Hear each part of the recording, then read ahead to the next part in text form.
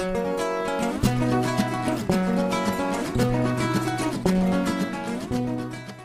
hope that you enjoy this video series and that it brings good content and good information to you in order to make a decision if you're facing foreclosure. So please sit back, enjoy, and if you do have questions at any time, you can email us. So here are the topics covered. What is a deficiency in a short sale? What is a 1099? Number 3, why should I speak with my CPA? Number 4, what are the additional consequences of a short sale? And 5, our next video series in this e-course.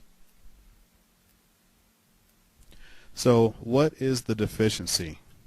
A deficiency judgment is when the lender has the right to pursue a summary judgment for the deficiency amount. And so what really is the deficiency? Well, this is the difference between the amount that is owed on a mortgage note compared to what the property sold for in a short sale. So let's take a look at an example here to explain the deficiency a little further. In our example, we've got a $300,000 mortgage, and then let's say we get an approval from the lender of $215,000. When you look at the difference there, we have a deficiency amount of $85,000, and the lender does have the right to pursue the seller for this amount. So what is the likelihood of this really happening? And basically you have to go through the process to see what the lender will approve, and you will only find this out when you go through that process. There's no way to know upfront what type of deficiency that you're looking at, and no one can tell you what will happen until your lender approves the short sale or when the lender reports the short sale to the IRS.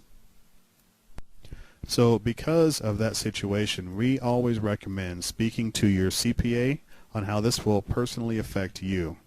Each case is different, and really each real estate transaction is different, so the only person that can tell you how a short sale will affect you is a competent CPA that truly understands real estate short sales.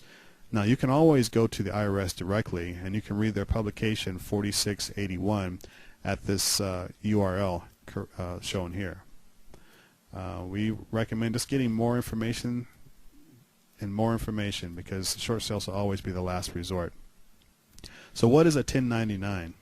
If a lender agrees to a short sale, the lender may possess the right to issue a 1099 for the shorted difference due to the provision in the IRS tax code about debt forgiveness. You can refer to the Mortgage Forgiveness Debt Relief Act of 2007 for more information. And like I said, getting more information is better than not having enough information, because a short sale should always be the last resort.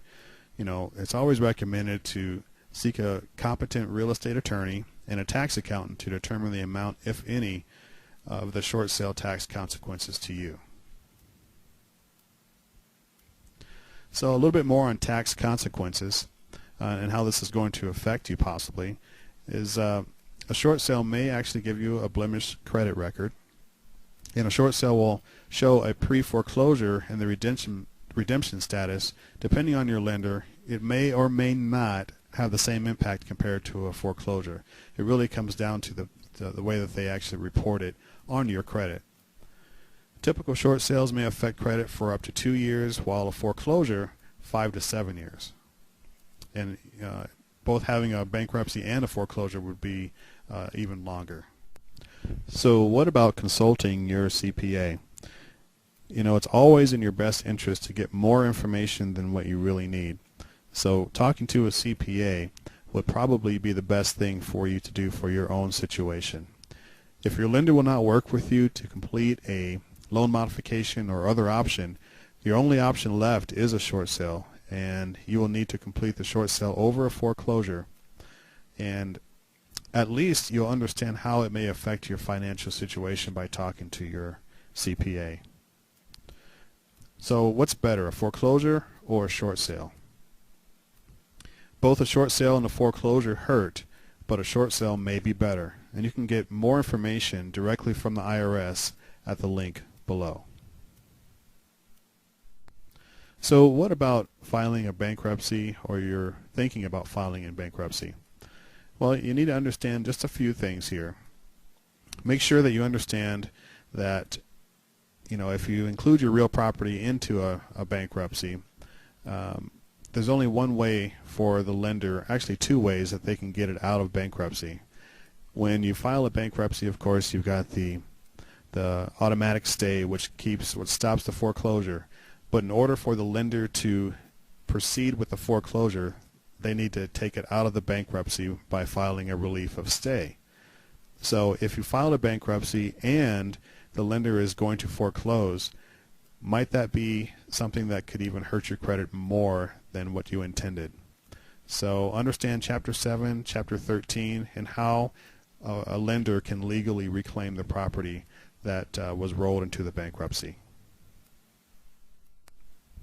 So if you are thinking of filing a bankruptcy, or you're currently in a bankruptcy, or you know of friends that may have filed for bankruptcy and they've got real property included within the bankruptcy, just know that most attorneys understand how to relieve the debt, but most may not understand the real estate processes and may suggest that you don't worry about the property at all once you've filed your bankruptcy.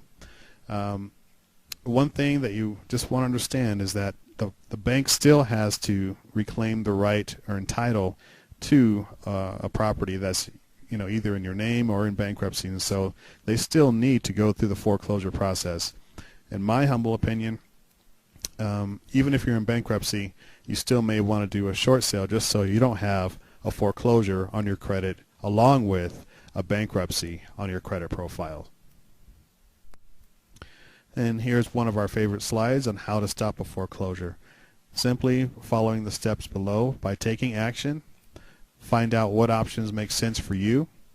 Seek counsel from an attorney or CPA. And then we will talk directly to your bank, make an offer, and find an end buyer, and save your credit from a foreclosure.